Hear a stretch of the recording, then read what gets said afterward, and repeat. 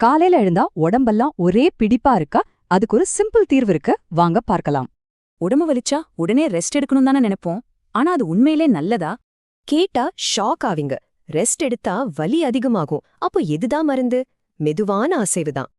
ஆமாங்க, விரைப்பான உடம்புக்கு அசைவுதான் மருந்து. இத ஒரு துருப்பிடிச்ச சைக்கிளோட ஒப்பிடலாம். உங்க உடம்ப ஒரு சைக்கிள் மாதிரி நினைச்சுக்கோங்க. செயின் துருப்பு பிடிச்சா என்ன பண்ணுவீங்க? ஆயில் போடுவீங்க இல்லையா?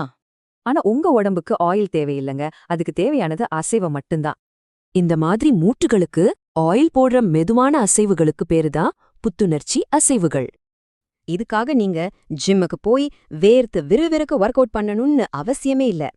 சரி, சும்மா இருந்தா ஏன் வலிக்குது? உடம்புக்குள்ள அப்படி என்னதான் நடக்குது? நம்ம உடம்புல நிணநீர் மண்டலம்னு ஒண்ணு இருக்கு. சுருக்கமா சொன்னா இது நம்ம உடம்போட குப்பை வண்டி.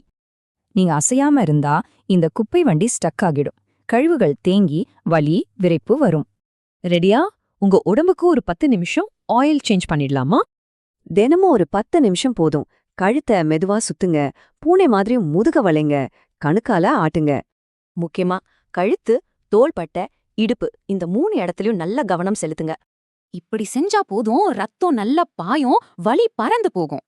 இந்த அசைவு உடம்புல தேங்கி இருக்கிற கெட்ட நீரை வெளியேத்திடும். இதோட ரிசல்ட் உங்க எனர்ஜி தானா திரும்ப வரும். சூப்பரா இருக்கும். அப்படியே விடாப்பிடியா இருக்கிற முதுகு வலிக்கு ஒரே ஒரு பெஸ்ட் எக்ஸசைஸ் என்னன்னு தெரிஞ்சுக்கணுமா? எங்களோட முழு வீடியோல அத பத்தி சொல்லிருக்கோம். பார்க்கறதுக்கு கீழ இருக்கிற லிங்கை கிளிக் பண்ணுங்க.